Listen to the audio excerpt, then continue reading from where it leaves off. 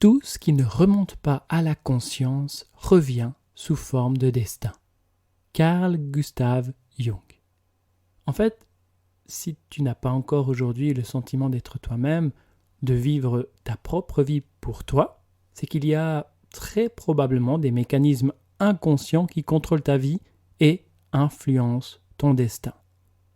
Quand on sait que notre inconscient contrôle environ 98, 99%, 98, 99% de notre vie, alors oui, il y a des parts inconscientes en nous. Ces parts inconscientes génèrent des pensées, des émotions, et ces émotions, ces pensées favorisent certains comportements. Et tout ceci influence nos choix, nos décisions. C'est à cause de ce mécanisme inconscient que tu ne peux pas être toi-même. De quoi est-ce que je parle ici ? Des blessures émotionnelles. Et c'est le sujet de cet épisode 004. On va voir ensemble ce que sont les blessures émotionnelles, quels sont les mécanismes qui se cachent derrière, comment celles-ci influencent ton quotidien et comment commencer à t'en libérer pour être enfin toi-même. Bienvenue sur l'épisode 004 de Croissance intérieure. Ici Bastien Palmia, éveilleur de conscience, et j'accompagne des hommes et des femmes à se libérer instantanément de leurs blessures et réactivités émotionnelles pour devenir de plus en plus eux-mêmes avec la méthode libre. Croissance intérieure, c'est le podcast qui t'aidera chaque semaine à grandir un peu plus intérieurement en te proposant des pistes de réflexion, des citations, des points de vue, des expériences et des prises de conscience. Alors prends une profonde inspiration et c'est parti. Laisse-moi commencer par te donner une image pour bien comprendre les blessures émotionnelles. Alors comme tu peux le voir sur cette... Ah oui, c'est que tu peux pas... Non, effectivement tu peux pas voir, donc je vais essayer de faire les choses différemment et te proposer une métaphore. Alors, tu imagines que tu es en train de marcher. Tu fais quelques pas et directement tu commences à avoir une douleur au pied. Et chaque fois que tu vas marcher, c'est la même chose. Tu retrouves cette douleur au pied. Alors tu te dis que tu n'es pas fait pour marcher, qu'il y a cette douleur au pied qui t'empêche d'avancer. Et au bout de 5, 10, 15 mètres, il y a déjà cette douleur qui se manifeste. Donc progressivement, tu dis, bon, je ne suis pas fait pour marcher, c'est pas pour moi, j'abandonne. Et là, un beau jour, il y a tes amis qui te contactent et qui te proposent de faire une balade, d'aller marcher en compagnie. Et toi, tu es assez séduit à cette idée d'aller pouvoir marcher, d'aller pouvoir échanger avec tes amis, alors tu acceptes. Alors que tu commences à marcher, cette difficulté revient, ce mal-être, cette souffrance revient. Tu marches et tu continues encore à marcher quelques pas, quelques mètres, et là ça devient insupportable. Vraiment insupportable, tu es obligé de t'arrêter. Et de dire à tes amis que tu ne pourras pas continuer avec eux. Et là, il y a un de tes amis qui t'interpelle et qui dit « Mais qu'est-ce qui se passe ? Est-ce que tu as regardé s'il y avait quelque chose dans ta chaussure ?» Et là, tout interloqué, tu entends ça, tu dis « Non, j'ai juste une difficulté à marcher et c'est compliqué pour moi, j'ai des douleurs. Je crois que je suis tout simplement pas fait pour marcher. » Et là, ton ami te répète à nouveau « Mais est-ce que tu as regardé s'il y avait quelque chose dans ta chaussure qui t'empêche de marcher correctement ?» Alors là, tu t'arrêtes, tu te baisses, tu délaces ton soulier, tu enlèves ta chaussure et tu observes qu'il y a un petit caillou juste là, dans ta chaussure. Et c'est celui-là même qui t'empêchait de marcher correctement. Alors tu prends ce petit caillou et tu l'éjectes très très loin. Non, tu l'éjectes très très loin. Oui, exactement. Et une fois que tu l'as éjecté, tu remets ta chaussure et tu observes que ta posture est déjà légèrement différente. Et tu observes que ce mal-être cette souffrance que tu pouvais ressentir au niveau du pied, eh bien, elle a complètement disparu. Et dès lors, tu peux continuer la balade avec tes amis. Alors peut-être que tu es timide, que tu manques de confiance en toi, que tu es jalouse, jaloux, que tu as peut-être de la difficulté à lâcher prise, que tu as une certaine dépendance affective. Eh bien, sache une chose, tout ça, ce n'est pas toi. Mais il s'agit d'un comportement, de différents comportements induits par tes blessures émotionnelles. Et en fait, tant que tu t'identifies à ces blessures émotionnelles, tu vas ressentir une certaine souffrance. Tout simplement parce que tant que tu t'identifies à ça, c'est comme si ça fait partie de ton identité. C'est moi, je suis comme ça, et pas autrement. Jamais je ne changerai, puisque ça fait partie de moi. Alors que si tu prends conscience, de la même manière que dans la métaphore juste avant, tu enlèves ta chaussure, tu perçois qu'il y a un petit caillou, tu enlèves ce caillou, et là tu observes que ce n'était pas toi. C'était un petit caillou qui était dans ta chaussure. Une fois qu'il est libéré, une fois que tu l'as enlevé, eh bien, tu te retrouves toi-même et tu te libères de cette souffrance. Donc la première chose importante à comprendre, c'est que tu n'es pas tes blessures émotionnelles, tu es bien plus que ça. Ok ? Alors maintenant, je vais te proposer de t'arrêter quelques instants, d'enlever tes souliers. Seulement si t'as changé de chaussettes ce matin, hein, sinon tu les laisses et puis tu feras ça à un autre moment. T'as changé de chaussettes ce matin? Oui. Oh, bon. D'accord, donc très bien. Alors, l'idée c'est de s'arrêter, d'enlever ton soulier, de trouver ce petit caillou à l'intérieur, de voir où il se situe dans ta chaussure, de l'identifier, de voir sa couleur, de voir sa texture, de voir sa forme, et puis de l'enlever et de l'éjecter très très loin. Et cela, c'est ce que je te propose de faire dans cet épisode 004. Certaines personnes, thérapeutes, coachs, ont tendance à parler du fait que il faut faire de nos faiblesses des forces. Que c'est de cette manière-là qu'on peut croître, qu'on peut grandir. C'est en ayant certaines faiblesses, on en fait des forces et à partir de là, on va pouvoir s'enrichir, devenir encore plus fort. Mais dans mon expérience, lorsqu'on est à terre, avec un tel poids de blessures émotionnelles dans notre sac à dos, comme si on avait plusieurs cailloux de plusieurs kilos dans le sac à dos, on est à terre, complètement bloqué. Bien, tu es d'accord avec moi pour dire que c'est un peu compliqué de se relever et de dire qu'il faut composer avec ses faiblesses pour en faire des forces. C'est compliqué de s'aimer tel quel, c'est compliqué de s'accepter tel quel. Et j'ai l'intime conviction qu'on va pouvoir retirer toute la quintessence de ces blessures émotionnelles une fois et une fois seulement qu'on s'en est libéré. Ça nous a permis de faire beaucoup d'apprentissage, de se comprendre soi et d'apprendre à comprendre les autres, ce qui nous permet d'être davantage à l'écoute, compréhensif, empathique. Certainement que tu as déjà lu ou entendu quelqu'un qui a lu quelqu'un qui a... je te parle ici du livre des 5 blessures qui empêchent d'être soi de Lise Bourbeau.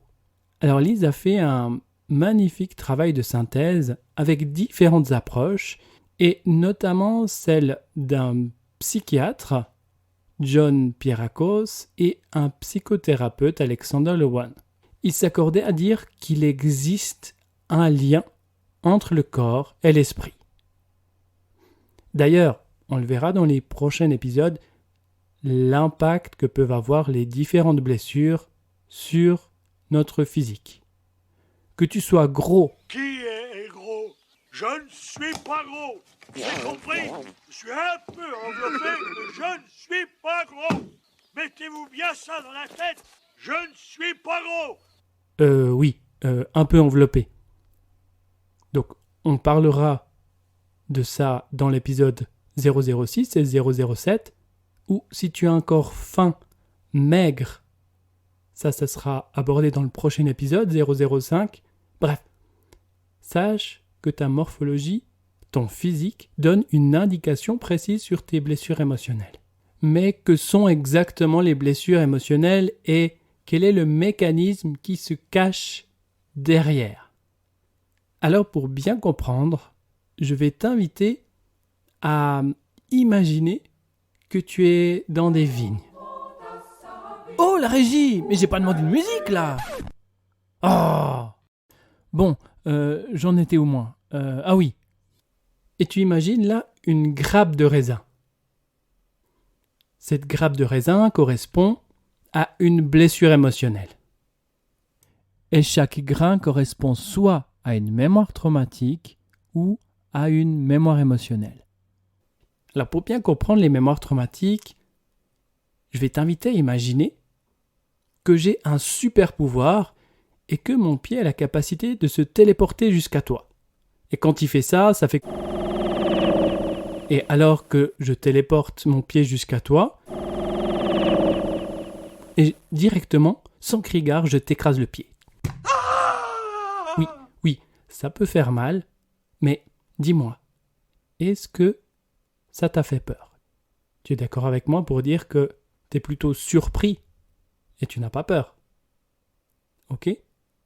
À ce moment-là, précisément, se crée une mémoire traumatique. La mémoire traumatique, c'est comme une télévision qui enregistre tout ce qui se passe avant le choc émotionnel. Là, en l'occurrence, avant que je te marche sur le pied. Donc, dans cette télé, il y a comme un film qui tourne. Dans ce film, eh bien, tu entends tout ce qui a été capté par tes sens, juste avant que tu te fasses écraser le pied. Donc, tu entends quand mon pied se téléporte en ta direction, et tu vois ce pied qui s'approche de toi et te marche sur le pied. Et tout ça, c'est enregistré dans cette TV. De telle manière à ce que si à un moment donné, quelque chose de similaire se passe, donc si à nouveau je reviendrai vers toi sans crier gare et que j'envoie mon pied téléporté en ta direction, une part de toi, donc là, au niveau d'une mémoire traumatique, quelque chose s'allume puisque je reconnais ce son. Peut correspondre à quelque chose de dangereux, puisqu'à un moment donné, on peut marcher sur le pied. Et en plus de ça, je vois un pied qui s'approche, alors directement, qu'est-ce que tu fais? Tu retires le pied. Et là, tu es dans une réaction, tu réagis, et là, tu installes une stratégie inconsciente de peur pour éviter de souffrir, pour éviter de revivre un danger, pour éviter de revivre une mort pour ton cerveau reptilien responsable de ta survie. Tout cela, toutes ces mémoires traumatiques sont logées au niveau de ton cerveau reptilien responsable de ta survie.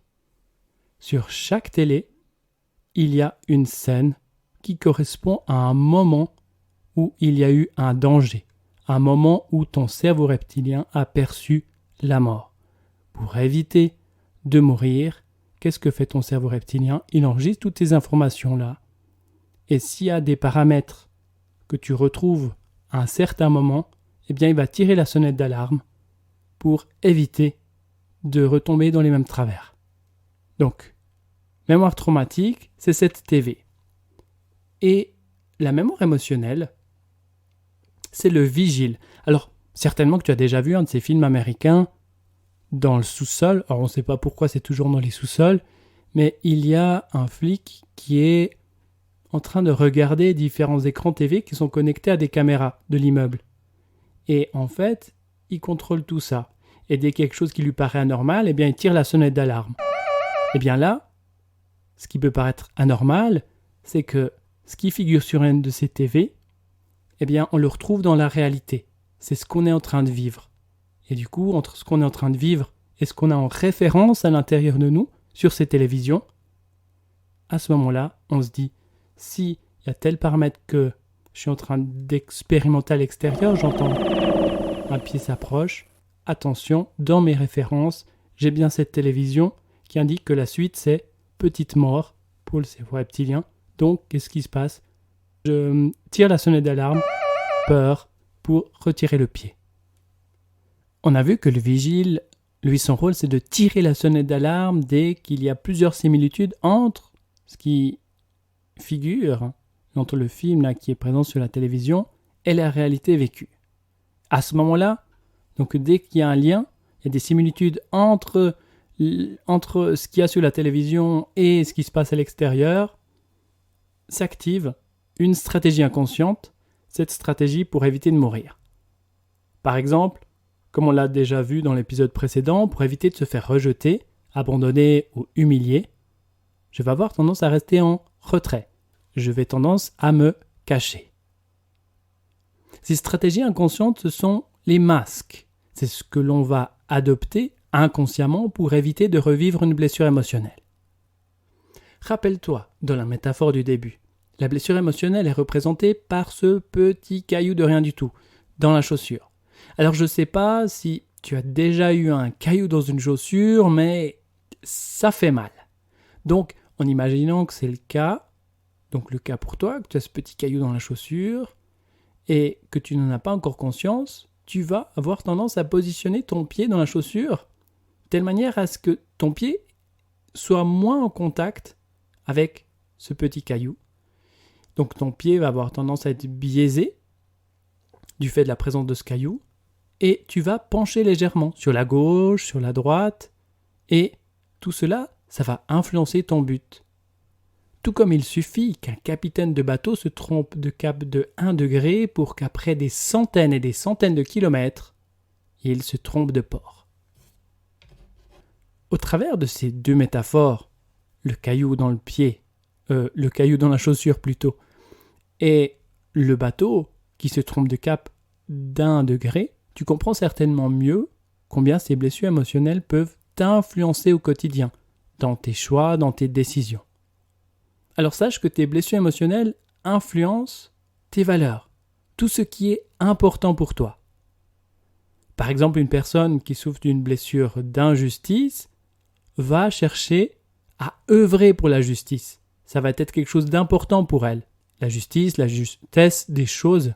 Elle va avoir tendance à se diriger vers un métier qui nourrit cette valeur de justice. Donc c'est peut-être quelqu'un qui va faire juriste, juge, avocat, que ce soit policier, ou quelqu'un qui œuvre dans l'humanitaire pour trouver cet équilibre, pour trouver et retrouver cette justice. Une personne souffrant d'une blessure d'abandon ou d'humiliation a besoin d'amour, de soutien, d'attention, de respect. Ce qui est important pour cette personne, c'est le soutien, l'amour, la relation.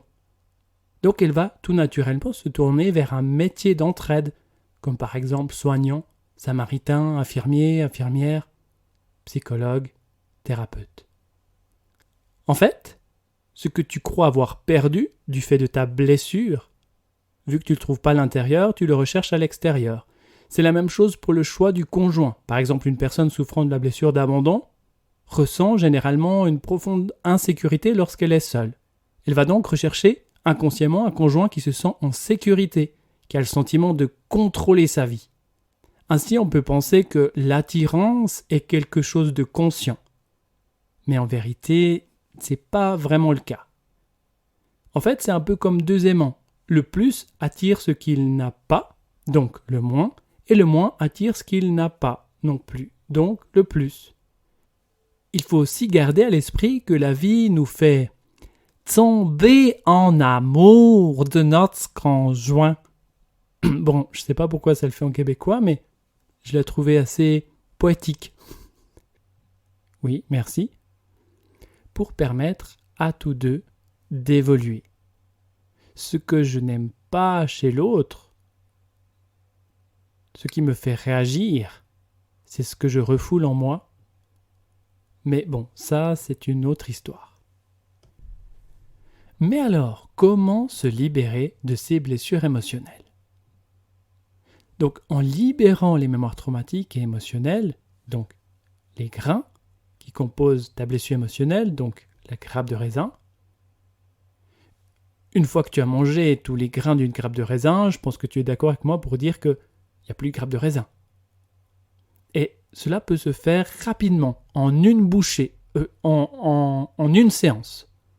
En fait, il suffit d'entrer en relation avec la bonne partie du cerveau, ton cerveau reptilien, là où se trouvent les mémoires traumatiques, ton cerveau limbique, là où se trouvent les mémoires émotionnelles, et de libérer tout cela. Si tu trouves de la valeur dans ce que je te partage ici, je t'invite à t'abonner sur une des différentes plateformes de podcast et à partager cet épisode avec ton entourage. Dans le prochain épisode, nous allons parler de la première des 5 blessures émotionnelles. Il s'agit de la blessure la plus profonde. Celle-ci peut amener à un profond mal-être et une envie de disparaître. D'ailleurs, c'est peut-être la raison pour laquelle une personne souffrant de cette blessure peut manger à peu près tout et n'importe quoi et ne pas prendre 1 kilo. Il s'agit de la blessure de rejet. On se retrouve avec grand plaisir dans le prochain épisode et d'ici là et jusqu'à notre prochain rendez-vous, au travers des différents événements et situations que tu vis, continue sans cesse de croître intérieurement. Merci.